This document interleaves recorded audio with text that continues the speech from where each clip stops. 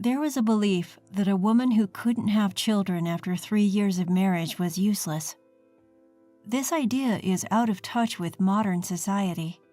It's a backward way of thinking. Sadly, there are still those who carry the assumption that all women can and will become pregnant and give birth. And there are those who label women who can't as useless. My name is Ashley. I'm a 25-year-old housewife. I am unable to conceive. I have been weak and sickly since childhood with little physical strength. I often missed school. I didn't play with friends much, so I was shy. I had pale skin, was very thin, and didn't talk much. My parents considered me a defective product and despised me. They wished I would die sooner because I was a burden. All their love went to my older sister, Emily, who was 1 year older than me. Emily was healthy, unlike me. She had beautiful rosy cheeks and big, lovely eyes. I also had big eyes, but my thinness made them look sickly. My wealthy parents focused all their attention on pampering Emily. They bought her anything she wanted. I was left behind on family trips due to my illness. Hired housekeepers and nurses mechanically took care of me. I wasn't considered part of the family, so I never received souvenirs. Being treated as defective by my family was hell. I had no friends to talk to and I was lonely. My parents wanted to get rid of me as soon as possible. When I became an adult, they quickly married me off. My parents gave a large sum of money to my husband, Kevin. It was compensation for taking care of a weak, infertile, and defective person like me. Kevin, who was in financial trouble, married me for the substantial financial support. I was a full-time housewife. I was unsure whether Kevin was working or just having fun. However, he always came home late and drunk. Our marriage was based on money from the start, so Kevin never had any affection for me. Be grateful that someone like you, who's useless, even got married. I was repeatedly told the same thing as my parents, that I was useless because I couldn't have children. I still couldn't get pregnant after several years of marriage. However, there was one thing that saved me after getting married. Although Kevin treated me coldly, my father-in-law and brother-in-law and his wife were kind to me. My father-in-law, who'd known me since I married his son at age 20, treated me like his own daughter. My brother-in-law Mike and his wife Maria cared about me, especially Maria, who was worried about me. Ashley, you don't need to be like a doll and do whatever people say. Mike works for a big company and Maria also has a job. She even runs her own interior design office. She's a cheerful and wonderful woman. Maria is also very caring. Knowing that I spent most of my days alone and lonely, she came to check on me. At first, we just had tea and chatted, but eventually she started teaching me various things. Try to get a qualification in something, even if it's just a hobby, she advised me. I told her it was impossible because I hadn't gone to school enough. Seeing that I was down, only able to do basic housework, Maria said, "If you can do basic housework, you can do most things. Learning something new builds confidence." At Maria's suggestion, I started studying for a color certification. I later learned that my father-in-law had consulted with Mike and Maria about me. Ashley tends to underestimate herself. "I wish there was a way to boost her confidence," my father-in-law said. "Introducing her to new areas of study could help," Maria suggested. Mike and my father-in-law agreed with her suggestion. Although my parents used to say that I was weak and slow-witted, I found studying enjoyable. I gained a bit of confidence when I passed a certification exam while studying during my free time. I was happy because I had always thought I couldn't do anything. I wanted to study more and aim for higher levels. However, when I told Kevin, he just scoffed at me. Must be nice to be able to waste time on useless studying. For the first time, I didn't feel hurt by his words. Instead, I felt angry. I finally let out the dark feelings I had kept inside. Are those the words something an unemployed person who relies on money from his wife's family should say? Kevin was taken aback by my sarcasm, as I had always been submissive. He got angry at being confronted with the truth. "Shut up. I'm different from a defective product like you.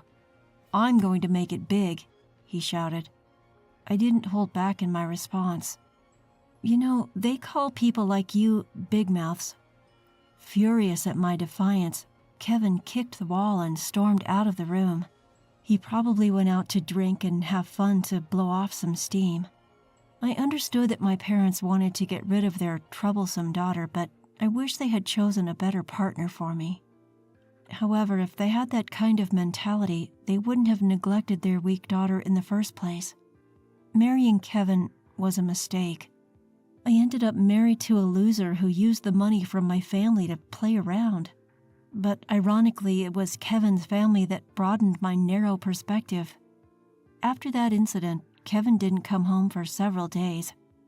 I knew he was with my sister Emily, but I didn't do anything about it. Emily had divorced her husband and given up custody of her child. My parents still doted on her. That's why they allowed Kevin and Emily's affair to continue. I could clearly see the intentions of my parents, Emily and Kevin. They were probably planning for Kevin to divorce me if Emily got pregnant. My parents would have preferred to fulfill Emily's wishes over caring about me. I knew that one day my sister would steal my husband. I prepared myself for that day, now confident that I could handle it. Sometime later, we all gathered at my father-in-law's house. I regularly visited him, but Kevin hadn't been to his family home in a while. Kevin had a lot of pride and compared himself to his brother. Mike had graduated from a prestigious university and worked for a large company while Kevin was unemployed. Neither my father-in-law nor Mike had ever pointed this out, but Kevin felt inferior on his own. He hadn't done anything about it himself. He took pride in marrying me, a woman from a wealthy family, but my father-in-law didn't care. My father-in-law doted on me, his daughter-in-law, but was strict with Kevin. Kevin constantly praised Maria, Mike's wife, for being excellent. Deep down, he was jealous that his brother had a beautiful and intelligent wife. "Maria is amazing. She's successful at work, has children, and is a capable woman. Ashley is just stupid and can't do anything," he said with transparent flattery toward Maria and insults toward me. Maria looked annoyed by his words, but she calmly dismissed Kevin's remarks. "Ashley is my sister too. I don't find it amusing when my sister is insulted," Marie replied. Mike nodded in agreement. "Kevin, think about yourself before comparing Maria and Ashley," Mike warned. Kevin clicked his tongue dismissively. I felt embarrassed by Kevin's childish behavior. I understood that he felt inferior to his successful brother, but he needed to grow up. My father-in-law looked at Kevin with bitterness. He had treated them equally, but the siblings had turned out so differently. He had sighed about it to me. But today, my father-in-law cleared his throat and scolded Kevin. "Aren't you ashamed, Kevin? Relying on Ashley's family money and not working? Ashley is a good wife. If you're a husband, support yourself. Don't you understand something so simple?" Kevin's face turned red with anger. "Dad, Ashley was useless and dumped on me. That's why I'm just returning the favor," he retorted. Mike answered on behalf of his father. "Kevin, I don't want to say this as your brother, but your mind is rotten." Usually calm, Mike's sharp words made Kevin curse and storm out. As I tried to stop him, my father-in-law held me back. "I'm sorry, Ashley. I hoped he would become more responsible after getting married, but it seems that's not the case." With their shoulders slumped, Mike and Maria sighed beside my father-in-law. As I quietly bowed my head and tried to leave, Maria stopped me. "Don't worry, Ashley. Everything is prepared." I nodded and left my father-in-law's house, returning to the chaotic home where Kevin was raging. The room was a mess, destroyed by Kevin in a fit of anger. As I stared in disbelief at his childish actions, the drunk Kevin raised his voice. "I'm divorcing you, the infertile one. I'm going to marry your sister." Kevin laughed, bragging that my parents had already given their consent. So Kevin chose Emily after all, I thought. My parents had always given Emily everything she wanted. Even if it was my husband, they didn't mind. Kevin knew I couldn't have children when he married me. It was convenient for him to use me as a wife. However, Emily wanted Kevin, and my parents condoned their affair. They probably wanted grandchildren now. So they would use Emily's pregnancy as an opportunity for her to marry Kevin. It was something my parents were capable of doing. When Emily divorced before, she gave up custody of her child, saying the child wasn't cute because they weren't attached to her. Emily was the type who loved herself more than her own child. I felt sorry for the child Emily and Kevin would have. Would a child born to such selfish parents be happy, I wondered. Kevin, not understanding my concerns, mocked me, telling me to leave because we were divorcing. "I'll pay you alimony, you good-for-nothing." The shameless man didn't even realize that my parents would be the ones providing alimony. I signed the divorce papers, took my essentials, and left the house. Instead of going to my parents' house, I sought refuge at Mike and Maria's. I had been consulting with them about my suspicions about Kevin and Emily's affair. Mike said with a gloomy face, "I wouldn't put it past Kevin." That's when Maria started preparing for the worst-case scenario. Mike and Maria had a young child. When I arrived at their house, their shy child peeked out for a moment before hiding again. He was a cute boy who resembled Maria. According to Mike, his son was extremely shy. Maria, Mike, and I discussed our plans for the future. Maria had already arranged a place for me to live. I would be staying in the company housing of Maria's interior design firm, and I was going to work at Maria's firm. I was anxious about whether I could work, having never worked before. However, Maria assured me with a smile, "Don't worry, Ashley, you can do it." Maria took care of me, and Mike handled the paperwork. I severed ties with my family after the divorce. Mike explained the situation to my former father-in-law and concluded, "Dad, we are cutting ties with Kevin too." My former father-in-law was disheartened but not surprised. He told me to come and visit as usual since Kevin was no longer related to us. That's how I officially divorced and became independent. I received alimony from Kevin and severance money from my parents. I returned the severance money without using a dime. I didn't want to use my parents' money ever again. I started working at Maria's interior design firm. At first, I learned the basics of the job from one of Maria's subordinates. His name was Stephen, a cheerful man around my age. He taught me in between his busy schedule and chatted with me casually. One morning, I was the first to arrive at the office and cleaned it, surprising Stephen. "Wow, the office is spotless." He happily helped me with the cleaning. When I apologized, he tilted his head, puzzled. "I've thought this before, but why do you apologize when you haven't done anything wrong? We're equals. We work together." This was the first time someone told me we were equals. I had always felt inferior because of my weak body and inability to get pregnant. I believed that I was burdening others by living. In reality, the capable Stephen should have been in a higher position. But he laughed it off and said that if we worked together, we were the same. I felt embarrassed by my own self-deprecation, realizing that there were such generous men out there. At that moment, Maria came to work a little early. She looked at Stephen and me, smiling. "Oh, Stephen, did you finally get close to Ashley?" Stephen turned bright red at Maria's words. I didn't understand what she meant until Maria whispered to me, Stephen wanted to talk to you alone and was waiting for a chance."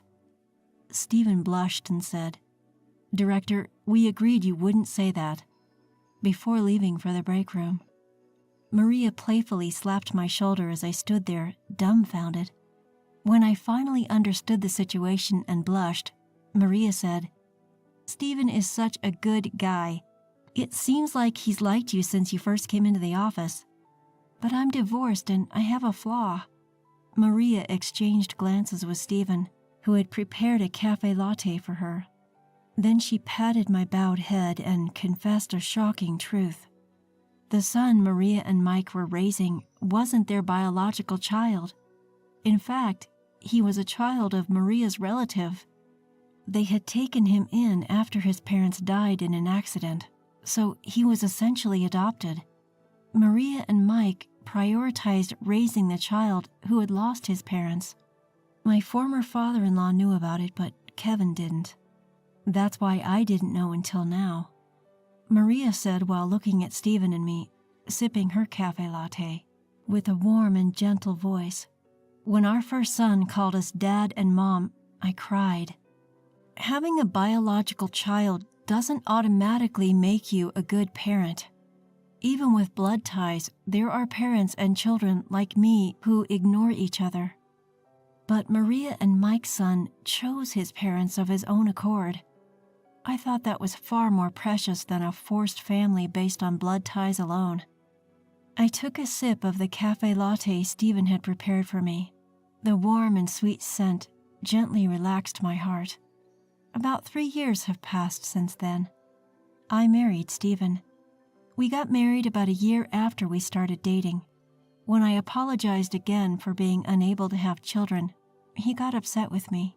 "You don't need to apologize, Ashley. Would you be happy if I knelt down and apologized for not being able to have children?" I shook my head and he laughed cheerfully. "It's just a minor issue. Don't bow your head for something you don't need to apologize for." He had no idea how much his words saved me. Even after remarrying, I kept in touch with Maria, Mike, and my former father-in-law. All 3 were happy for my successful marriage, and today we were on a short trip. It was a tourist spot that Maria had once told me was fun when she visited with her family. I was sitting in a chair, waiting for my husband. He said he needed to use the restroom, so I was resting at a nearby tea shop.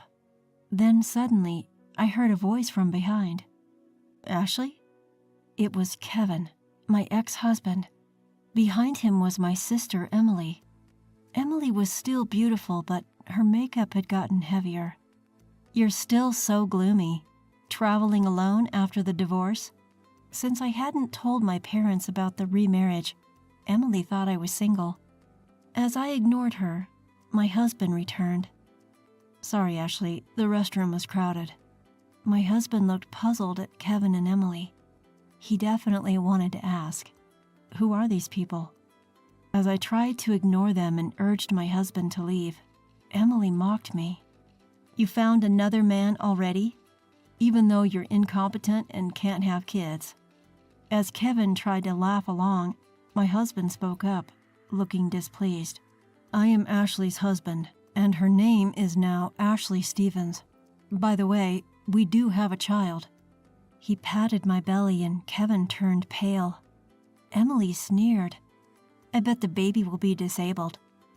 My husband replied in a cold voice. He was probably at the limit of his patience. "Ashley is currently pregnant with her second child. Her older daughter is 2 years old and healthy. Today, we left her with my parents." Kevin turned pale at my husband's words. I myself was shocked when I first got pregnant. I cried out to the doctor at the maternity clinic, told him I shouldn't be able to have children, but the doctor examined my body and declared I could get pregnant. I had been led to believe by my parents that I couldn't have children. I had taken their word for it since they had always said so. However, my body was actually able to conceive normally. When I told my husband about my pregnancy, he was overjoyed. During my marriage with Kevin, I never got pregnant. I wondered why, so I consulted with Maria. Then she sighed, shook her head, and formed a hypothesis. I never tested myself because of my parents' suggestions. Actually, my parents knew I could get pregnant. Kevin knew too and was using contraception. Maria hesitantly muttered to me, "Ashley, there's a possibility that your parents have been deceiving you all along. Probably they didn't want me to have children. They thought it would be a hassle if I, who was frail, gave birth to a child who had disabilities. So they instructed Kevin not to get me pregnant. I remarried and had a healthy baby girl with Stephen. My second child during pregnancy is a boy, and both mother and child are healthy. I had been burdened with an inexplicable sense of guilt due to my terrible parents' scheme. As my husband and I were about to leave, Emily pointed and smirked. I aborted Kevin's child. It was a failure. In other words, she aborted it due to the possibility of disabilities. Kevin desperately begged me, "Please give me one of your children. Otherwise, I'll be kicked out." Emily laughed maliciously. I was about to scream in anger, but my husband stopped me. He looked at Kevin and Emily with disgust and said, "Save your nonsense for when you're in a coffin, you piece of trash." He gave them a sharp glare, then urged me to leave while holding my hand. I also turned my back on Kevin and Emily, sending them a contemptuous look before walking away. I felt like I had seen something incredibly bad for their unborn child. Later, I safely gave birth to a baby boy. Caring for my 2-year-old daughter and infant son is difficult, but my husband helps me. As for my ex-husband, Kevin, he was eventually abandoned by Emily. My parents were also kicked out once they were no longer needed. According to my ex-father-in-law and Mike, Kevin is in debt and struggling financially. They turned him away when he came asking for help, dumbfounded by his situation. And my selfish parents and sister Emily also ruined themselves. After divorcing Kevin, Emily indulged in affairs with married men and ultimately met her downfall. She was sued multiple times by her lovers' wives and had to pay alimony. In the process, she gradually lost her fortune and credibility with those around her. Even my parents couldn't stop Emily. Finally, due to Emily's selfishness, they lost all of their assets. Moreover, foolish Emily borrowed money from a shady company and is now being chased by a huge debt. My parents and Emily are homeless, but it's not my concern. They are not my family. They are just blood-related strangers. My precious family consists of my kind husband and 2 beautiful children. It doesn't matter what happened to my parents, Emily and Kevin. As I changed my son's diaper, my husband played with my daughter, laughing. Seeing his smile, I truly felt grateful to have met him. I smiled while watching them, and my husband looked puzzled. "What's wrong, Ashley?" "I'm just so happy to be married to you, Stephen," he playfully replied while patting our daughter. "Well, you're Mrs. Stephen too." His cheerful laughter made me and our children break into smiles as well.